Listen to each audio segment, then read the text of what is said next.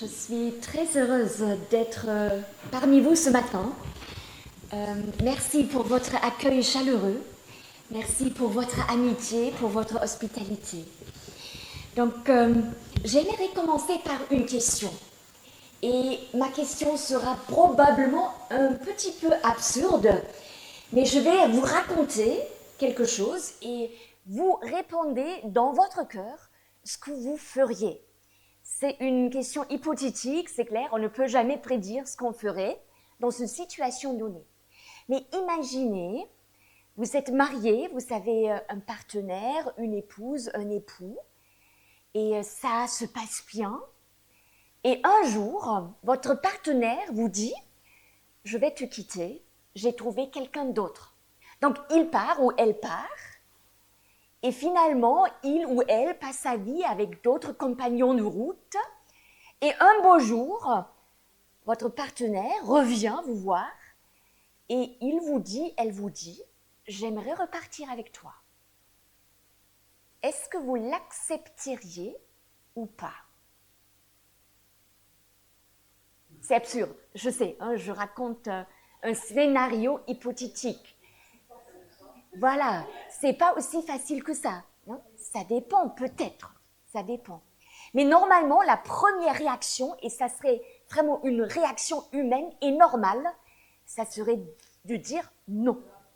Non. Ça serait, voilà, non. On n'est pas là pour ramasser les miettes, etc. On a aussi une dignité, etc. Maintenant, dans le Premier Testament, il y a un livre parmi tous ces livres de la Bible hébraïque qui racontent une telle histoire. Et il faut dire que ce petit livre qui s'intitule Osée, donc Osée est un prophète, un des prophètes du Premier Testament qui s'adresse à l'être humain, qui parle de l'être humain, qui parle aussi de Dieu, parce que finalement, à travers ce Premier Testament, il y a ce Dieu qui se révèle à l'humanité, qui veut rencontrer l'être humain là où il se trouve. Et là, on a une histoire particulière. C'est un livre qui est bien écrit, c'est de la littérature, c'est un chef-d'œuvre de la littérature mondiale, si vous voulez. Mais dans ce livre-là, il y a une histoire qui est racontée, qui est tellement chaotique que la structure littéraire de ce livre-là est chaotique. Donc déjà, la structure littéraire de ce livre renvoie au chaos du relationnel. Et d'ailleurs, j'ai envie de dire que le domaine face auquel on souffre le plus, c'est le relationnel. C'est le relationnel. C'est-à-dire le fait d'être trahi, le fait d'être rejeté, le fait d'être abandonné nous fait beaucoup de mal. Et ce livre-là raconte tout cela, et j'aimerais partager son histoire, et les versets qui ont été lus tout à l'heure viennent de ce livre-là. En fait, Osée, c'est un prophète qui vit au 8e siècle avant notre ère. Donc le livre, il date, ça vient de l'Antiquité. Et Osée, c'est un prophète, et Dieu lui dit, va te marier avec une femme qui te sera infidèle. Ça, c'est déjà une situation absurde.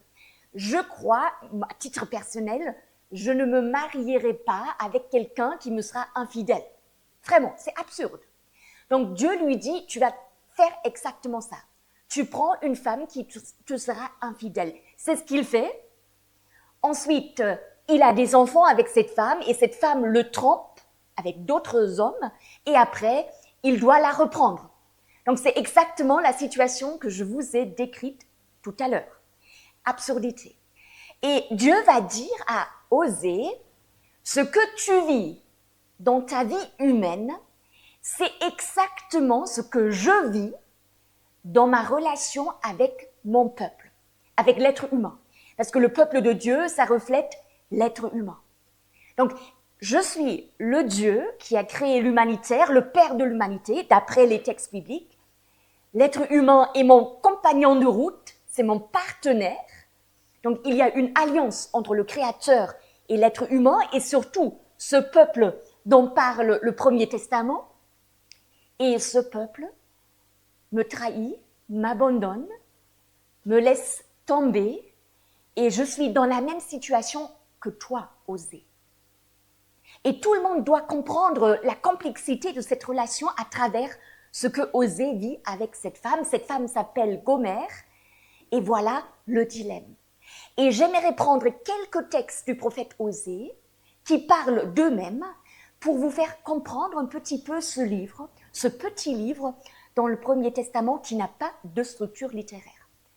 C'est vraiment un livre où il faut avoir du courage pour le lire, mais cette littérature, elle est là jusqu'à l'heure actuelle et elle a fait ses preuves à travers l'histoire humaine. Maintenant, je commence dans le 2e chapitre, où on a exactement le dilemme dont je vous ai parlé. Donc, je prends le 2e chapitre du livre d'Osée et je lis le verset 7. Et excusez-moi pour cette littérature de l'Antiquité, c'est à la hébraïque, ça part dans tous les sens, c'est un peu déstructuré pour nos esprits cartésiens. Il faut prévenir les lecteurs et les lectrices. Donc, Osée 2, à partir du verset 7. Leur mère, et là ça parle déjà du peuple de Dieu, l'être humain, donc leur mère s'est prostituée. Ça parle de la prostitution parce que voilà, tromper son mari avec des hommes qui payent de l'argent pour avoir cette femme, voilà, ça parle de la prostitution. Leur mère s'est prostituée, celle qui les a portés s'est couverte de honte. Quand elle a dit « Je suivrai mes amants qui me donnent du pain et de l'eau, de la laine et du lin, de l'huile et de quoi boire. » Juste un petit retour sur ces paroles. C'est-à-dire, il y a une femme, il y a l'être humain qui est préfiguré par cette femme qui dit « Je suivrai mes amants ». Donc, c'est un pluriel, mes amants. Et elle pense que ce sont ses amants qui lui donnent du pain et de l'eau, de la laine, du lin, de l'huile et de quoi boire. À la hébraïque, ça veut dire, cette femme pense que ses amants lui donnent la vie ou lui permettent de vivre. Déjà, il y a une quête de vie dans ce texte. Et là aussi, on peut se poser la question, mais qu'est-ce qui me permet de vivre? Ou à travers quelle illusion je pense que je vis réellement? Parce que je crois que tout être humain, chacun d'entre nous, est en quête de vivre. On veut vivre. On veut vivre. Et on veut vivre réellement. C'est une quête qui est profondément ancrée en tout être humain. Et après, la question se pose, mais c'est quoi vivre réellement? Et d'ailleurs, les prophètes d'aujourd'hui, je dirais les philosophes, ils disent plutôt, voilà, on est des morts vivants à l'époque. Il y a une morosité dans la société. On est fatigué face à la vie, face à l'existence. Donc là aussi, déjà dans l'Antiquité, on a cette envie de vivre. Et le texte va poursuivre. Et le texte va dire, et je lis à partir du verset 8, « C'est pourquoi je ferme ton chemin », c'est le « je », Dieu qui parle face à cette femme. « C'est pourquoi je ferme ton chemin avec des épines. Je le barre d'une barrière. Elle ne trouvera plus ses sentiers. Elle poursuivra ses amants, mais elle ne les atteindra pas. Elle les cherchera, mais elle ne les trouvera pas. Puis elle dira, je vais revenir à mon premier mari, qui est le Seigneur ou Dieu dans cette histoire. Je vais revenir à mon premier mari, car alors j'étais plus heureuse que maintenant. Là, c'est le scénario. D'accord. Elle se rend compte que les amants, voilà, ne sont plus là. Et là, elle veut revenir à son premier mari, donc à Dieu. Pour moi, ce passage m'a toujours déroutée. Parce que finalement, c'est presque un scénario que Dieu met en place pour qu'elle revienne. Et cette parole, je vais revenir à mon premier mari, car alors j'étais plus heureuse que maintenant, pour moi, dans mon cœur, ça résonne un peu opportuniste. C'est-à-dire, ça ne marche plus, donc je reviens. Et Dieu accepte cela. C'est un peu peut-être le côté déroutant du prophète Osée qui parle d'un Dieu qui accepte cela. Mais à condition. À condition. Et c'est pourquoi peut-être on accepterait quelqu'un qui revient et qui reconnaît ce qu'il a fait et qui assume sa responsabilité dans cette histoire. Vous voyez, on peut toujours accueillir quelqu'un qui assume sa responsabilité dans ce qui nous a fait mal. On peut comprendre, on peut raisonner, mais nous comprenons. Tout cela a des limites entre nous. Ça a des limites. Et quelquefois, je ne veux pas dire qu'il faut accepter tout le monde qui fait ça, pas du tout. Il faut mettre des limites à ce qui détruit la vie, à ce qui nous détruit. Ça, c'est clair. Mais dans la perspective du prophète Osée, il y a toujours cette porte ouverte à des êtres humains qui veulent revenir, après peut-être des déceptions, une désillusion par rapport à la vie. Parce que quelquefois, voilà, on brosse un peu des chemins, on sait, c'est pas la vie, je me suis trompée, on se blesse, etc. On lutte avec l'existence. Et Dieu invite l'être humain à revenir et à réfléchir. Et on va voir par la suite du texte du prophète Osée, il y a aussi une attitude à adopter pour vraiment faire demi-tour dans sa propre existence. Voilà, Dieu va dire, verset 10, « Elle n'avait pas compris, elle, que c'était moi qui lui donnais le blé, le vin et l'huile. Je lui ai prodigué de l'argent et de l'or, et ils ont fait offrande au Baal. » Vous voyez le conflit d'interprétation dans ce texte? D'un côté, la femme décrite ici, elle pense que tout cela vient des amants, et la réalité est différente. Parce que le Seigneur va dire, non, tout cela vient de moi. C'est moi qui permets à l'être humain de vivre, de cheminer, de brosser sa route. Et quand on tourne quelques pages plus loin, au chapitre 11, je saute à travers ce livre rapidement, c'est là que ce Seigneur qui donne une chance, une seconde chance, une troisième chance à l'être humain, il décrit un petit peu sa relation avec l'être humain, avec son peuple qui est là. Et je vais prendre le chapitre 11 et vous lire quelques versets. Et vous allez voir, c'est chaotique parce qu'il n'y a pas de structure, parce que le relationnel est chaotique. Chapitre 11, verset 1. « Quand Israël était jeune, je l'aimais. D'Égypte, j'ai appelé mon fils, mais ils se sont éloignés de ceux qui les appelaient. Ils ont sacrifié au Baal et offert de l'encens aux statues. C'est moi qui ai guidé les pas d'Éphraïm en le soutenant par les bras. Mais ils n'ont pas compris que je prenais soin d'eux. Je les ai tirés avec des liens humains, avec des chaînes d'amour. J'ai été pour eux, c'est lui qui relâchait leurs joues et leur est présenté de quoi manger, etc. Donc, vous voyez, c'est le conflit d'interprétation qui est là tout au long du livre. L'être humain pense que tout cela vient de ses propres stratégies, des amants, etc. On s'accroche à quelque chose pour vivre. Et là, le texte, il lève le voile et il va dire, tout cela vient de ce Seigneur, de ce Dieu qui s'occupe de l'être humain comme un père s'occupe de son enfant. Et le langage qui est utilisé dans ce chapitre-là, il est très touchant. Je reprends. C'est moi qui ai guidé les pas d'Éphraïm. C'est quelqu'un qui doit apprendre à marcher, à devenir libre, à devenir autonome. Je l'ai soutenu par le bras, mais ils n'ont pas compris. Je l'ai étiré avec des liens humains. C'est quelqu'un qui se met à la place de l'être humain.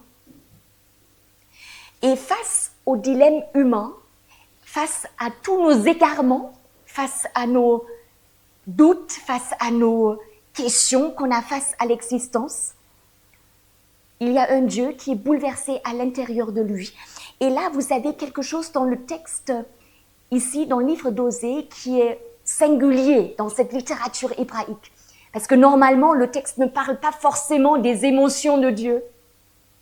Mais dans le livre d'Osée, c'est un Dieu qui est bouleversé à l'intérieur, qui pleure, qui ne sait plus quoi faire, qui est abandonné, qui est trahi.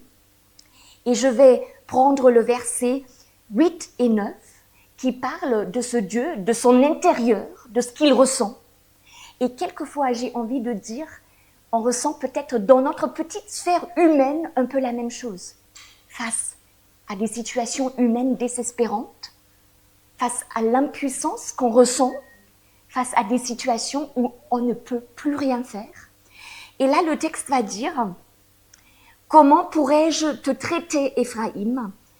Pourrais-je te livrer, Israël? Comment pourrais-je te traiter comme Adma? Te rendrais-je semblable à Tsébouim? Mon cœur est bouleversé, toute ma pitié s'émeut. Je n'agirai pas selon ma colère ardente, je ne reviendrai pas pour détruire Éphraïm, car je ne suis pas un homme, mais Dieu. En ton sein, je suis le saint, je ne viendrai pas avec fureur. » Donc, beaucoup de questions que ce Dieu se pose. Non, comment est-ce que je pourrais te livrer? Je ne peux pas. On voit une affection profonde de la part de Dieu à l'égard de l'être humain. Je ne peux pas te lâcher. Même si tu me lâches, même si tu me trahis, même si tu trouves quelqu'un d'autre, même si tu me tournes le dos, je ne te lâcherai pas. Je resterai fidèle parce que mon corps est bouleversé et toute ma pitié s'émeut. Il y a quelque chose à l'intérieur de Dieu qui bouge. Et après, ce Dieu ne s'éclate pas en colère parce qu'il est Dieu, il n'est pas un être humain. Parce que je sais, nos colères, quand quelqu'un nous blesse, quand quelqu'un nous trahit, notre réaction, c'est quand même la colère. Et il y a des colères légitimes. Il y a des colères justifiées. Face à ce que l'être humain fait, il faut le dire. Il y a des colères justifiées. Mais là, c'est un Dieu qui dit non, non, non, non, je canalise ma colère. Je réagis avec maturité, car je ne suis pas un homme, je ne suis pas un être humain, je suis Dieu. Maintenant, cette histoire houleuse entre l'être humain et Dieu, vécue par Osée et son épouse sur le plan humain, l'être humain qui revient, et cette possibilité est là, il y a une attitude qui va avec. Une attitude qui va avec. Et je crois que c'est aussi une beauté de la vie humaine, c'est une maturité de la vie humaine de pouvoir assumer sa responsabilité dans une relation donnée. Et c'est le texte qui nous a été lu tout à l'heure, où le texte invite l'être humain, reviens, tu peux revenir à n'importe quel moment, dans n'importe quelle situation. Israël, reviens au Seigneur, ton Dieu, car tu as trébuché sur ta faute. Et après, prenez avec vous des paroles et revenez au Seigneur. Et les paroles, dites-lui, pardonne toute faute et prends ce qui est bon. Pardonne toute faute et prends ce qui est bon. Nous nous acquitterons en t'offrant le fruit de nos lèvres. Donc là, il y a un changement intérieur de la part de l'être humain. On peut changer de trajectoire, on peut grandir, on peut vivre autre chose. Et cette idée que l'Assyrien ne sauve pas, c'est-à-dire nos stratégies humaines pour nous protéger, etc., ça ne sauve pas. Et finalement, cette idée, c'est auprès de toi que l'orphelin obtient compassion. Là, il y a une prise de conscience de la part de l'être humain qui est admirable. De dire, oui, je cherche la vie, je suis en quête de la vie. Et c'est légitime. on veut vivre. Et on veut vivre réellement. Et face au réel, il y a beaucoup de contraintes, on est d'accord. La vie n'est pas toujours un fleuve tranquille. Il y a des obstacles. Mais là, on a des êtres humains vers la fin du livre d'Osée qui prennent conscience que malgré tous les défis de l'existence, il y a un Dieu auprès de qui l'orphelin obtient compassion. L'orphelin. Il faut dire que dans l'Antiquité, l'orphelin et la veuve avaient des situations extrêmement difficiles. Parce qu'ils étaient seuls. Elles étaient seules face à l'existence. Et là, on a un Dieu auprès de qui on obtient compassion. On peut faire volte-face, on peut changer de trajectoire. Et le texte finit en beauté en disant « c'est Dieu qui parle, je guérirai leur infidélité, je les aimerai d'un amour généreux. » Vous voyez cette générosité qui est là, car ma colère s'est détournée d'eux. Je serai comme la rosée pour Israël, il fleurira comme le lys, il s'enracinera comme le Liban, et ses rameaux s'étendront. On finit en beauté. Finalement, la fin du livre voit ou prédit en quelque sorte une restauration de cette relation. Et après, on a un vocabulaire qui rappelle un peu le vocabulaire du jardin d'Éden. Il y a des fleurs, il y a de l'abondance, il y a des fruits qui poussent et un Dieu qui est là, qui n'aura pas lâché la main de l'être humain. Maintenant, je reviens à ma question du départ, qui est une question à laquelle on ne peut pas répondre. Ça dépend. Ça dépend. Est-ce que je suis prêt ou prête à accepter quelqu'un qui m'a trahi? Et chacun devra décider individuellement sans être jugé. On a la liberté. Mais ce Dieu, il accueille. Il accueille. Il ouvre la porte à l'être humain. Et pour lui, il n'y a pas de cas désespéré. Il y a toujours un avenir. Il y a toujours la possibilité de grandir et de porter de bons fruits, de belles choses. Et si nous sommes là, ce matin, je crois aussi c'est un désir de vouloir vivre et de vouloir être l'être humain qu'on veut être. Là aussi, il faut se poser la question, mais quel être humain est-ce que je veux être face à l'existence, face à l'absurde, face à tout ce qui nous entoure? Et je crois que ce texte nous invite à vivre le relationnel avec maturité, avec amour et à devenir un être humain qui vit malgré tous les défis de la vie parce qu'il chemine avec quelqu'un qui a compassion dans toutes les situations de vie qu'on puisse traverser. C'est la compassion, c'est le cœur bouleversé de Dieu qui est mis en relief dans ce livre d'Osée. Donc, pour nous, je nous souhaite à tous et à toutes ce courage d'être face à la vie, un courage d'être. Et peut-être aussi un petit peu de cette générosité qui marque Dieu. Cette générosité intelligente face à la vie et le fait d'être là, d'accueillir, de comprendre, de cheminer avec pour qu'on puisse tous ensemble finalement vivre quelque chose de beau sur cette terre. Donc je vous laisse avec cette réflexion et je nous souhaite à tous et à toutes et à moi en premier ce courage d'être malgré tout. Donc merci. Amen.